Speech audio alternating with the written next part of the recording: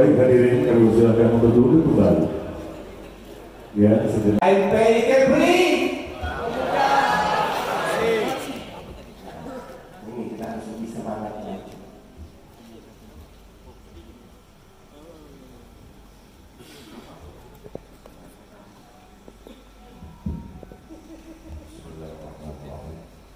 Assalamualaikum warahmatullahi wabarakatuh. Waalaikumsalam warahmatullahi wabarakatuh. Kalau Tuhan ke Indragiri jangan lupa singgah ke Air Molek. Dan nengok Bung Teddy berdiri di sini nampak mimbarnya pendek. Jadi terpikir dari waktu beliau terkait. Saya sebetulnya kurang terlalu suka diundang oleh KNPI. Kenapa begitu? Karena terasa betul tua. Beda kalau yang mengundang itu pensiunan, itu terasa saya yang paling muda. Karena definisi generasi milenial itu diambil dari kata milenium. Milenium artinya 1000 tahun. 1000 tahun pertama tahun 1000, 1000 tahun kedua 2000, 1000 tahun ketiga masuk tahun yang ke-3000. Jadi sekarang sudah masuk milenium yang ketiga 2022. Jadi menghitung generasi milenial itu semua yang lahir pada tahun 81 sampai tahun 96. Itu milenial. Jadi secara tahun ini sebetulnya saya tak masuk, tapi saya berusaha untuk pura-pura memasukkan diri. Sama-sama kita hormati Bung Teddy, Bung Hardi, Bung Ramon, Bung Henry, Bung Ade Jigo. Kalau Tuhan mau makan rebung, kalau Tuhan ke Gunung Merapi, ambillah 1, 2, 3 batang rebung. Kalau sudah diundang ke NPI, semua dipanggil jadi bung.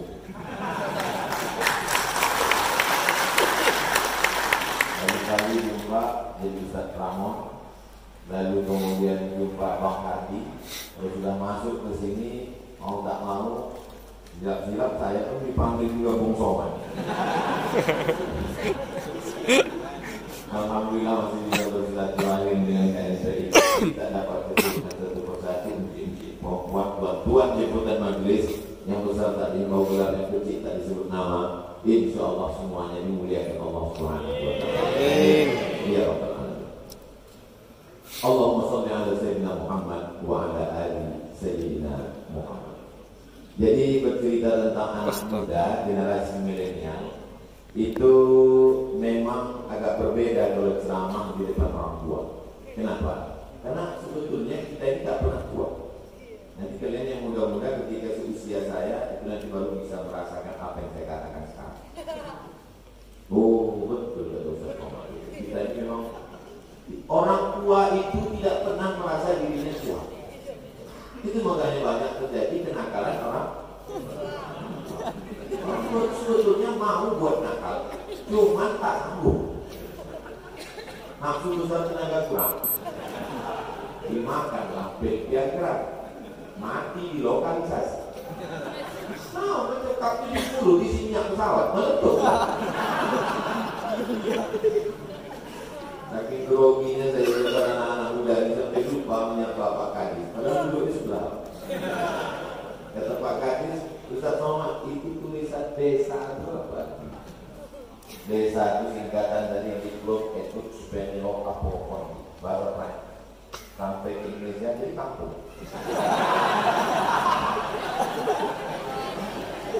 Tapi memang dulu waktu dari dosen CPNS memang begitu ditulis Pak. Tolong tulis detail menurut negara asalnya. Tak boleh tulis LCMA.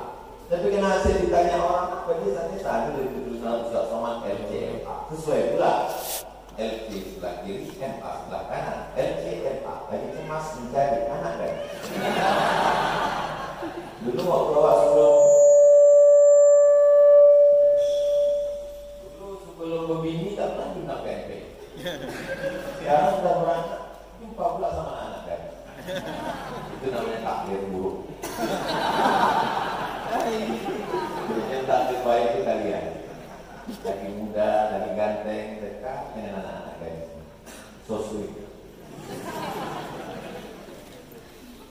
Pernahlah saya diundang ke satu daerah. Nama daerahnya tak boleh sebut, menjaga kode etik jurnalistik. Nanti disebutkan di somasi orang tua. Sampai di situ kata kepala kampung, tolong Ustaz ceramah nanti ceritakan tentang kenakalan orang tua. Kenapa begitu Pak? Karena di sini orang habis menakik botak itu motong karet. Orang-orang tua di sini habis motong karet itu singgah ke kafe, mabuk dan berzina. Kenapa begitu Pak? Kalau ditanya, kenapa kau mabuk berzina? Waktu muda dulu tak sempat buat dosa. Niat ada, duit tak ada. Sesudah tua tidak ada, kapan dan buat dosa. Alhamdulillah beberapa bulan yang lalu datang lagi saya ke kampung. Saya tanya, masih ada lagi Pak? Alhamdulillah udah mati semua.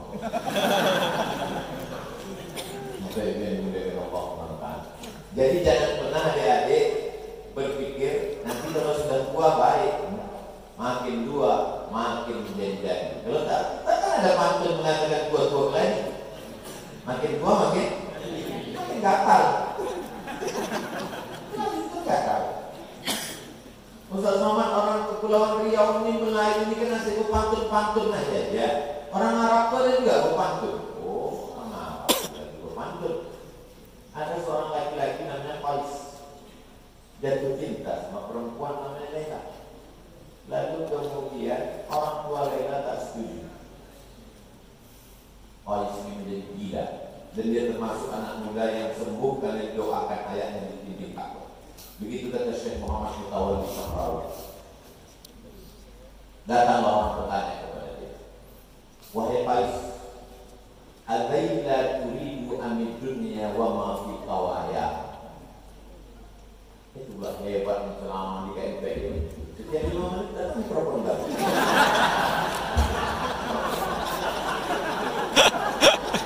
Tadi ketua itu juga.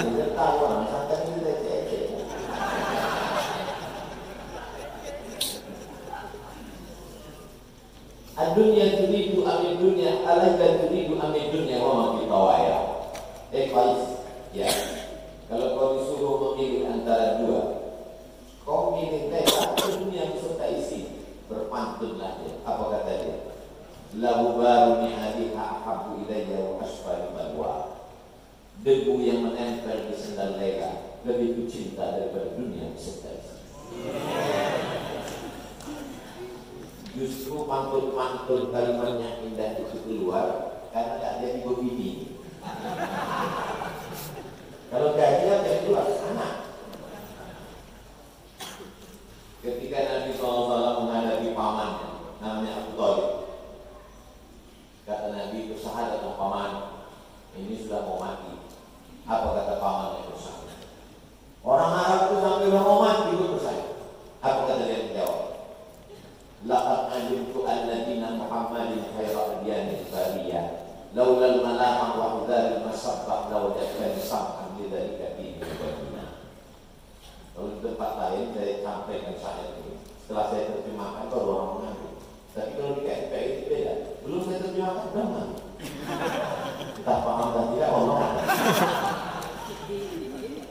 Laqad alimtu anna dina Muhammadin khairu adyanil bariyah. Aku tahu agama Muhammad itu agama yang paling bagus. Laulal malamah wa hidharil masabbah lawajadtani samhan lidzalika dini mubayyina.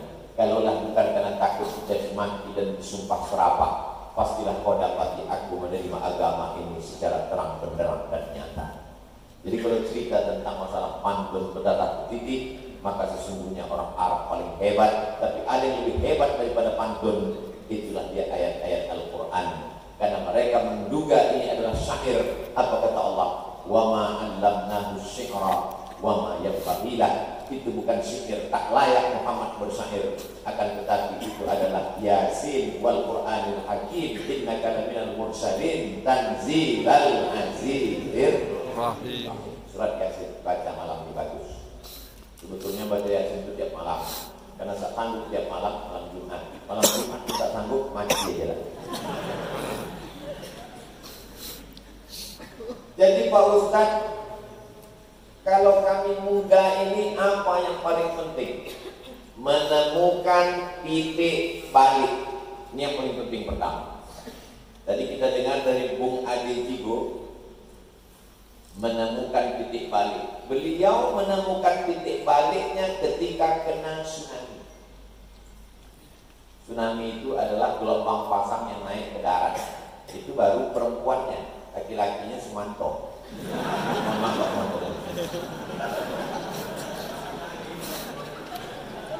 Jangan sampai kita tobat hijrah menunggu kena tsunami. Apalagi kita tinggal di kepulauan. Rasa-rasa nampak ombak tuna itu Bapak. Kalaulah bukan karena rahmat dan kasih sayang Allah Subhanahu wa Ta'ala, apa kata Bang Adi Jigo tadi? Ikan itu kan hidupnya di air. Tsunami terombang-ambing, ikan itu melompat dari laut naik ke darat mati. Menurut hukum akal, Bang Jigo ini sudah lama, tapi dia masih hidup. Kenapa? Dia masih dituntut, disuruh Allah bercerita pengalaman beliau supaya selama ini bingung. Saya sebetulnya udah lama mau hijrah, mau tobat, tapi belum menemukan titik balik. Malam ini mendengar ceritanya. Kalau tak juga, nanti kita ajak dia naik sampan, kita campakkan ke tengah.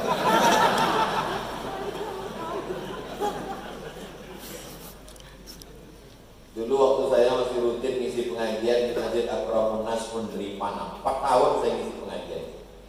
Dari tahun 2009, 10, 11, 12, 13. Jumpalah anak muda, agak tua sedikit, telinganya berlobang dua-dua. Bukan lubang sini dong. Lama saya tengok lubang telinganya sambil makan lontong. Rupanya dia merasa saya ini Pak Ustadz memang pakai anting dulu. Badan saya ini bertato penuh. Semua minuman keras habis saya minum. Semua perbuatan dosa akan saya buat. Dalam hati saya tak usah buat ceritakan, aku udah tahu cerita. Jadi gimana ceritanya kau tobat? Jadi waktu itu Pak Ustadz ada orang meninggal. Terus tegak dari pinggir kubur tuh nengok. Entah macam mana terjatuh. Terjatuh ke dalam, saya pegang jenazah, terasa sejuk dingin kan. Itulah awal saya tobat. Saya dengar Ustadz datang pengajian, saya datang. Ini pun bisa juga kita ambil pelajaran. Kalau ada kawan yang belum juga bertobat, ajak dia nengok orang meninggal. Dorong. Dekat, dekat, bulan kok.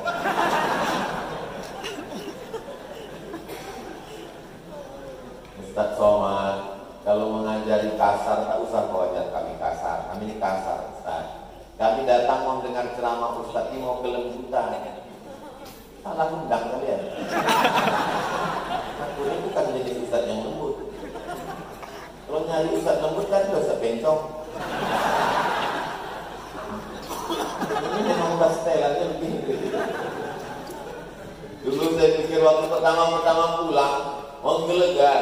Ceramahlah saya di Islamic Center Bangkinang, diundang Dr. Mawar di Motsal. Ramai 12 tahun yang lalu, tahun 2008, 14 tahun yang lalu. Begitu selesai datanglah tokoh masyarakat Kampar.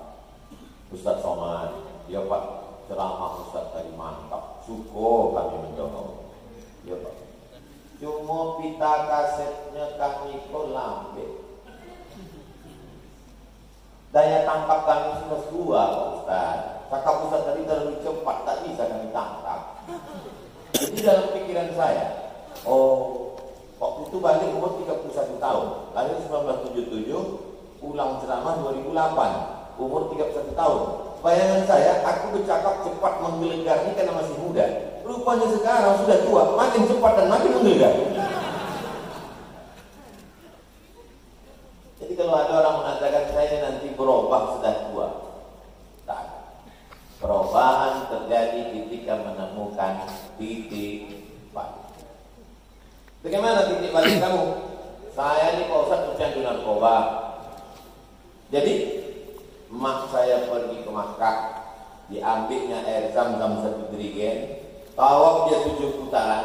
Orang lain doanya subhanallah walhamdulillah wala ilaha illallah Allahu akbar subhanallah. emaknya doa lain. Berhenti anak narkoba, berhenti anak narkoba, berhenti anak narkoba, berhenti anak narkoba, berhenti anak narkoba. Habis 7 putaran balik dia datang dia ke rumah dibilangnya, kau sudah doakan 7 putaran ini airnya, kau minum, kau mandikan. Kalau tak juga mati juga kau. Berhenti.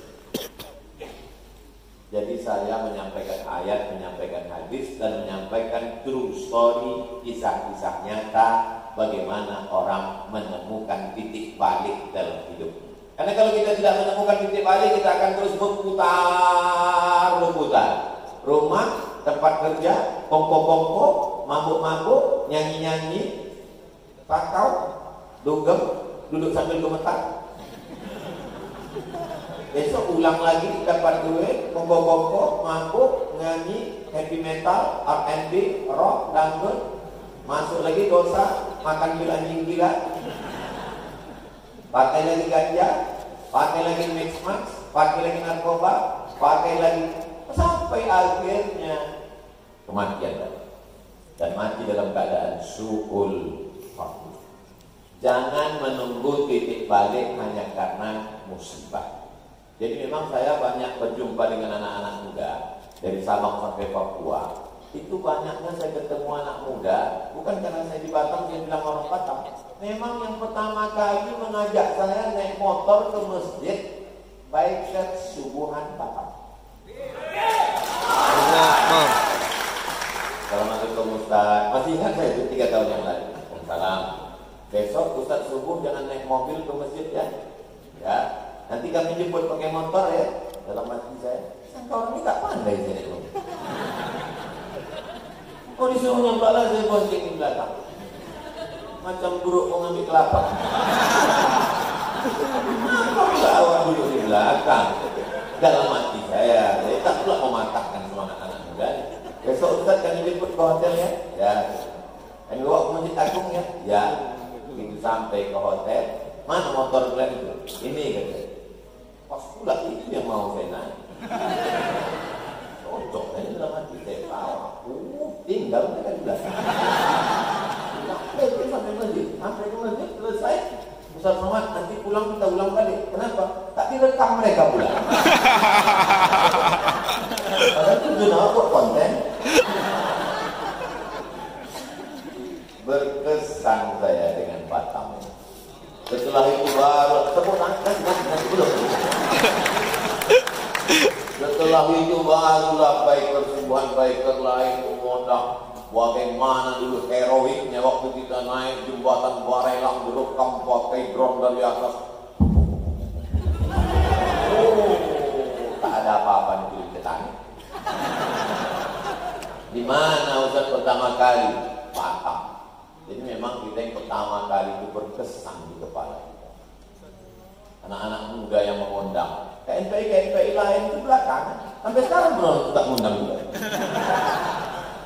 Mantap lah, meriah di Masjid Agung. Nah, ini semua. Memang kalau anak muda ini biasanya jarang dia pengajian di masjid, di hotel, di taman, kongko-kongko, di kafe. Karena kalau dibuat di masjid, ada sebagian anak muda ini berpemahaman jangan ke masjid. Karena kawan kita kemarin 2 kali ke masjid mati.